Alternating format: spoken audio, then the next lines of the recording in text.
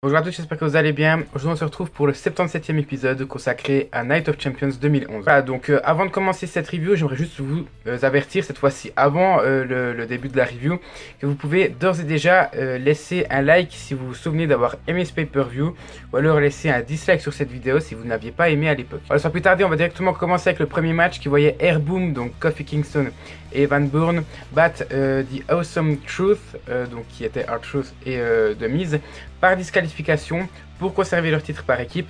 Donc j'ai marqué dans un match assez moyen dans les premières minutes, mais très très bon par la suite.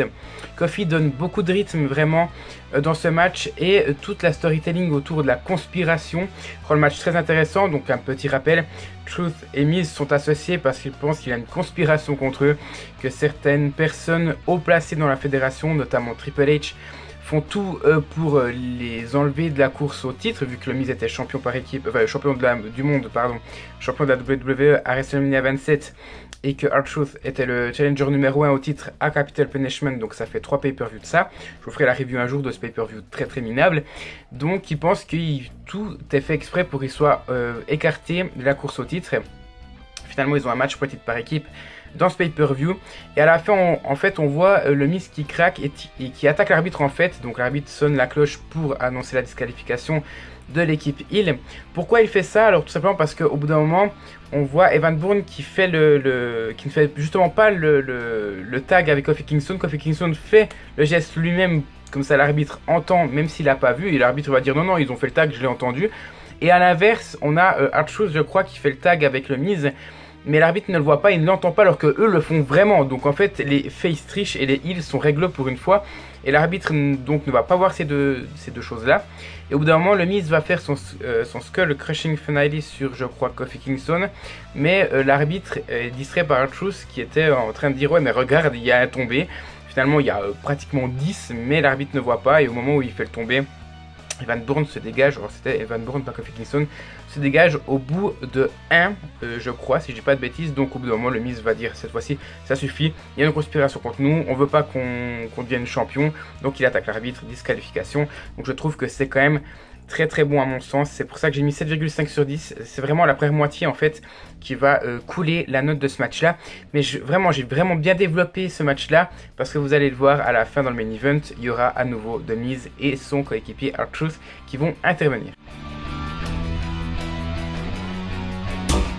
Cette fois-ci on va un petit peu plus accélérer le deuxième match. Cody Rhodes bat Ted DiBiase Jr. pour conserver son titre intercontinental dans un match mais assez chiant en fait. J'ai marqué, je suis très déçu, il y a peu de rythme, il y a peu d'ambiance, il y a peu de prise de risque. J'ai marqué finish par tomber, alors que DiBiase essaie d'attaquer Rhodes avec son masque par petit paquet, pas par tomber. Oui, forcément un finish par tomber ou par soumission. Mais en fait ce qui va se passer, c'est que Ted DiBiase va enlever le masque. Vous savez c'était Undashing Cody Rhodes à l'époque, va enlever le masque de Cody Rhodes, va essayer de l'attaquer avec alors que c'est lui le face, je comprends pas. Cody Rhodes va éviter le coup et va lui faire un petit paquet finalement. Mais il va s'en sortir comme ça, donc vraiment très déçu, parce que ces deux catcheurs bien sûr, ces deux catcheurs sont faits pour nous faire des grands matchs, et celui-ci ce n'est pas du tout un. Donc c'est pour ça que j'ai mis la note de 5,5 sur 10. Troisième match, Dolph Ziggler bat John Morrison, Jack Swagger et Alex Riley dans un match Fatal 4-Way pour conserver son titre US. Et comment il va le faire? Il va pousser Jack Swagger qui avait fait son Goodwretch, je crois que ça s'appelait Powerbomb sur John Morrison. Il est en train de faire le tomber et Ziggler arrive, le pousse et fait le tomber à la place. Donc voilà, déjà le finish je suis pas forcément super fan, même si je crois que j'ai mis 1. Avec le recul je suis pas super fan, mais il y a d'autres choses qui me dérangent là-dedans. C'est déjà de 1, le match est beaucoup trop court, ça dure 8 minutes. Et franchement je trouve que c'est le gros défaut de ce match là, il n'y a pas de rythme alors qu'ils sont 4. Pour moi c'est vraiment dommage, on aurait pu faire un bon match de 15 minutes avec beaucoup de rythme et j'aurais pu facilement mettre un 9. Là je donne 6,5 sur 10. Et le bon côté en fait c'est le public qui donne de la voix, et John Morrison qui fait tout le taf avec de très belles prises, notamment son Starship Pain qui me manque vraiment beaucoup. Donc vraiment John Morrison me manque, j'espère qu'on le reverra un jour à la WWE. On continue les matchs un peu, enfin c'est pas vraiment mauvais, mais on n'a pas probablement un seul match qui arrive à 8, et celui-ci, vous allez voir, ne fait pas exception à la règle pour cette fois-ci. Mark Henry bat Randy Orton pour devenir le nouveau champion du monde poids lourd. Dans un match, j'ai marqué ultra chiant. Alors déjà, premièrement, pourquoi? Parce qu'il n'y a pas de rythme à cause de Mark Henry. que de la domination pure et dure et de la brutalité, des prises très lourdes. Donc après on peut s'y attendre avec un gars comme ça, mais le fait que Marc-Henry domine, ben Randy Orton n'a pas voix dans ce match-là, il ne peut pas imposer son rythme à lui qui est certainement beaucoup plus rapide. Et seul point positif pour moi, j'ai marqué le finish, les yeux dans les yeux. On voit Randy Orton qui s'accroche à Marc-Henry pour lui dire je ne peux pas te laisser faire, et Marc-Henry limite dans ses yeux on voit qu'il lui dit tu peux rien faire. Il le porte World SummerSlam alors que c'était son deuxième pardon, et le termine. Et l'autre point positif, c'est le public qui donne beaucoup de voix pour ce match-là. 5,5 sur 10, on aurait pu faire quelque chose de très très bien. J'ai souvenir que Marc-Henry en 2011, c'était sa bonne époque, où malgré le fait qu'il donne pas beaucoup de rythme, donnait quand même des bons petits matchs. Là, c'est pas du tout le cas, d'où cette note-là.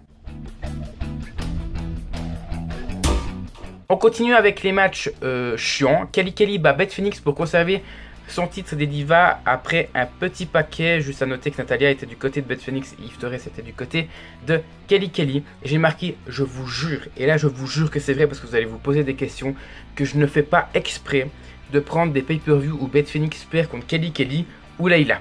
C'est je pense le cinquième pay-per-view, enfin c'est la cinquième review de pay-per-view que je vous fais durant les 10 dernières. On voit Beth Phoenix perdre soit contre Kelly Kelly, soit contre Layla. Alors je le fais pas exprès, j'étais sûr qu'au bout d'un moment Beth Phoenix allait conserver, enfin allait gagner le titre.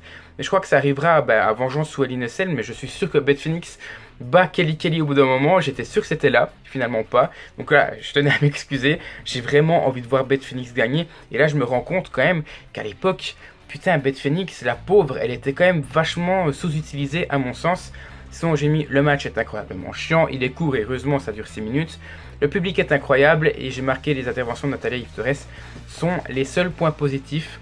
J'ai marqué Beth Phoenix qui fait une superplex à Kelly Kelly. C'est très très rare à l'époque au niveau des femmes, même si on avait eu le TLC, enfin le Tables Match à TLC 2010. J'ai marqué sinon beaucoup trop chiant, d'où mon 3,5 sur 10. Avant-dernier match, John Cena bat Alberto Del Rio pour devenir le nouveau champion de la WWE. Je vais y arriver. Deux changements de titre, les deux ceintures majeures, je crois, tout comme Money in the Bank 2011, quand c'était CM Punk et Christian qui avaient remporté le titre de la WWE et le titre poids lourd dans cet ordre-là. J'ai marqué bon petit match. Rien à dire, donc c'est un bon petit match, mais c'est classique. Je pense que c'est le seul défaut que je dirais. Il y a le rythme qui fait un peu défaut aussi là, mais je trouve qu'il y a pratiquement tout qui est bon, à part le rythme qui est un petit peu en dessous, surtout quand c'est Del Rio. Encore une fois, vous savez que Del Rio, je suis pas vraiment fan. 2012 surtout, Del Rio, je suis pas du tout fan. Je trouve qu'il donne pas beaucoup de rythme. Là, ça va encore. Mais je trouve qu'il y a un peu tout qui est bon, mais c'est un peu trop classique. Vous voyez, c'est un truc qu'on aurait pu... C'est un très bon match d'Euro, par exemple. Mais en pay-per-view, pour moi, il manque un petit plus. C'est pour ça que j'aurais pu mettre 9,5, mais j'ai quand même enlevé un point du fait que, pour moi, c'est beaucoup trop classique. Et enfin, dernier match, Triple H bat CM Punk dans un no disqualification match pour conserver son poste de COO de la WWE. Et j'ai pas mis de notes, j'ai juste marqué quel bordel. Quel bordel. Alors ce match mérite 10 pour moi. Parce qu'en termes in-ring, il n'y a pas grand chose, hein, faut se le dire. Mais pour moi, un main event, ça doit se résumer à plusieurs choses. Enfin, pour moi, il y a 3 matchs, enfin on va dire au moins 3 matchs de type parfait pour moi dans le main event. Le premier, c'est un match qui est purement bon in-ring et un match d'anthologie. J'ai par exemple en tête le Cena Punk de Money in the Bank ou de SummerSlam 2011. Donc là, ça fait vraiment, vu que ce pay-per-view là est la suite des deux derniers, ça veut dire qu'on a 3 putains de main-event d'affilée quand même, je tiens à le préciser. Donc du très bon in-ring, 1. Du Lesnar 2, c'est-à-dire de la pure domination, quelque chose qui est très bien amené. J'ai souvenir le Lesnar Reigns de WrestleMania 31, qui est à mon sens, et je suis un des seuls à le penser, qui est très bon, parce qu'en termes d'ambiance, en termes de j'ai pas envie que Reigns gagne, et en termes de domination pure, on peut pas faire mieux, et ça mérite d'être dans le main event. Et on a des matchs comme ça, pour moi, troisième catégorie, où c'est le bordel. En termes in-ring, on n'a pas grand-chose, c'est un no disqualification match, donc ça se passe principalement en dehors du ring.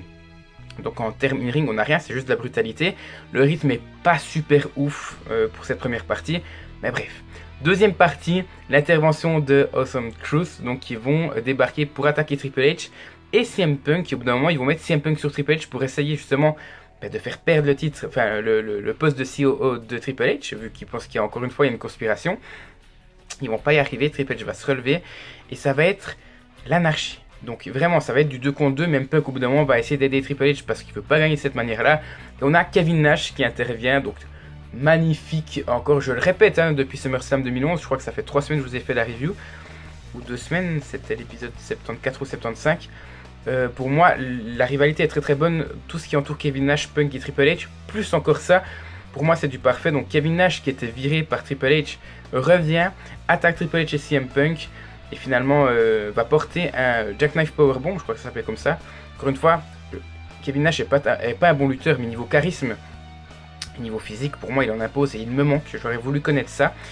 Et donc va essayer d'intervenir, va faire sa prise de finition sur Punk, va essayer d'attaquer Triple H, mais Triple H va sortir son Sledgehammer et l'attaquer. Triple H va conclure avec un 3e pedigree sur CM Punk, donc pour le battre et conserver son poste de COO. Voilà. Beaucoup d'explications, j'espère que vous m'aurez compris, mais vraiment c'est juste pour vous dire, je pense que mon explication résume parfaitement ce qui s'est passé dans ce match-là. C'est le bordel, il y a des interventions partout, il y a du tapage de gueule, même John Laurinaitis va essayer d'intervenir pour faire perdre Triple H, parce qu'il veut récupérer le poste de COO. Vraiment, je vous conseille, ne serait-ce que ce main event, parce que ça en vaut la peine. Et ça fait 3 main events, 3 putains de main events de suite, qui sont très très bons. Et malheureusement pour ce pay-per-view, les 2 derniers matchs ne sont pas à l'image du pay-per-view, parce que les 5 premiers sont catastrophiques. Et justement, on va arriver à cette note finale, qui est 6,71 sur 10, ce qui en fait la 60e place sur 76 ou 76. Pourquoi 76 alors que c'est l'épisode 77? Parce qu'au moment où je tourne cette vidéo, on n'a pas, enfin j'ai pas encore visionné WrestleMania 33 parce que tout simplement on est encore au mois de mars. Voilà. J'espère que vous aurez apprécié cette review. N'hésitez pas encore une fois à mettre un like ou un dislike en fonction de si vous avez aimé le pay-per-view ou non. Si vous voulez m'aider, n'hésitez pas à vous abonner à la chaîne. C'est vrai que je le dis plus depuis un moment, mais je vise les 2000 abonnés. On en est encore assez loin, donc on en a 1500 et quelques au moment où je tourne cette vidéo. Donc n'hésitez pas à vous abonner, à partager la vidéo pour que d'autres personnes s'abonnent. Ça me ferait vraiment très très plaisir. À commenter aussi cette vidéo si vous avez quelque chose à dire tout simplement sur ce pay-per-view. Vous savez que c'est du bonus. Et nous on se retrouve normalement la semaine prochaine. Alors soit pour Backlash 2008, soit pour les Survivor Series 2011. Survivor Series 2011, c'est le dernier pay-per-view que j'ai à vous analyser à partir de l'année 2010, donc après ce sera vraiment tout avant. J'ai à peu près une trentaine de pay-per-view, même plus, à vous analyser qui est avant 2010. Donc voilà, n'hésitez pas encore une fois à donner vraiment vos avis dans les commentaires et à vraiment vous abonner si ce n'est pas encore fait. Ça me tient vraiment à cœur, donc n'hésitez pas à le faire, vraiment ça m'aide, vous le savez. Et nous on se retrouve tout bientôt pour la suite de la chaîne.